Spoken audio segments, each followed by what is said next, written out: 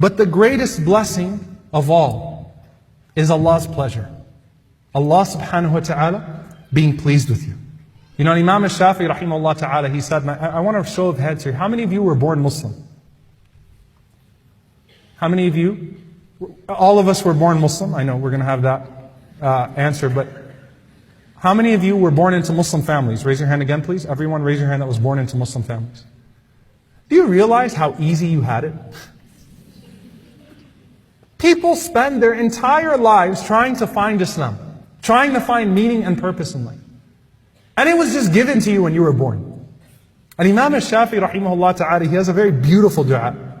Listen to this dua. This is especially now for those who were born into households of Islam.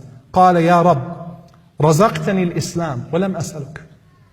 Oh my Lord, you gave me Islam and I didn't even ask you for it. فارزقني الجنة وأنا أسألك. So give me Jannah and I'm asking you for it. Meaning you were merciful enough to give me Islam without me even having to ask you for it. So give me Jannah while I'm asking you. Certainly you are merciful enough to give me Jannah when I'm asking you for Jannah. Because you gave me the tools to enter Jannah into this world. So Yusuf alayhi salam says, فَاطِرَ السَّمَاوَاتِ وَالْأَرْضِ. The originator of the heavens and the earth. Norman, do you have a good translation for Fatir? Initiator? Ibn Abbas radiallahu ta'ala anhu, he says that I didn't understand this word until I saw two Arabs arguing. I saw two Arab men that were very eloquent arguing, because sometimes you look at the original Arabic language, they were arguing about who built the well. So one of them says, أَنَا فَطَرْتُ. The other one says, أَنَا حَفَرْتُ. I was the one that originated it. The other one says, I was the one that dug it. So Fatir is even before creation starts. It's when the plans are still in the works. Yusuf alayhi salam recognizes Allah subhanahu wa ta'ala doesn't just create in wisdom, but even the planning before the creation is in divine wisdom.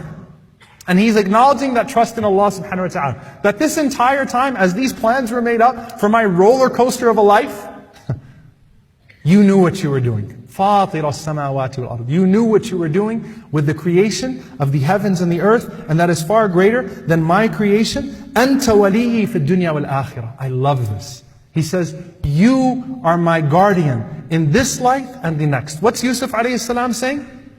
Look, everyone else at one point in my life was taken away from me. My family was taken away from me. My friends were taken away from me. Everything was taken away from me. But you were always there. You were always there. The Prophet ﷺ, he had to live this the most difficult fashion. He was born and his dad was already dead. Then his mom died when he was 6.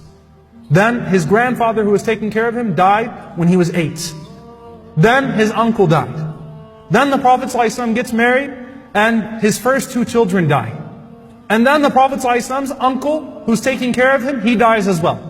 And then the Prophet ﷺ's wife, who was the last person he had, dies 3 days after that. And then the Prophet ﷺ's other children from that woman, they die as well. Everyone's taken away from him. Everyone. Why? So that Allah subhanahu wa ta'ala could teach him to be dependent emotionally, physically, spiritually, and mentally only on Allah subhanahu wa ta'ala. Because if your heart is tied to anyone else, that person might be taken away from you one day. May Allah protect our families. And may Allah protect our beloved ones. But it's a reality that we could lose them one day. But Allah subhanahu wa ta'ala is always there. You know something, I'm going to share with you something deeply personal. There's someone that I consider a teacher, and his son is very close to me, and some of you might derive who I'm talking about. I'm not going to mention names, but someone who was recently freed from prison, from an unjust situation. And his father remains in prison, a political prisoner, unjustly, politically imprisoned. And he is in a terrible situation, a alim, a scholar, for no injustice of his own, just because a dictator took that country and threw people into prison. This man used to have 30 minutes of visitation with his family once a month. That's all. 30 minutes. He's in solitary confinement 3 weeks a month. And he would have visitation with his family once a month for 30 minutes. When his son got out, and his son is politically active, they took away his 30 minutes from him to punish him. And he wrote a letter to his family, and he said that every month, when that appointed time comes, that 30 minutes, He said, instead of going to the place where I used to meet your mom, he said, I read Surah Yusuf. That's all I have for myself. Every month at that time, when I'm supposed to meet you, when I used to be ready to meet you, I just open the Quran and I read Surah Yusuf. And that's the only thing that can relieve my heart of this burden. That this is a man who had everything taken away from him.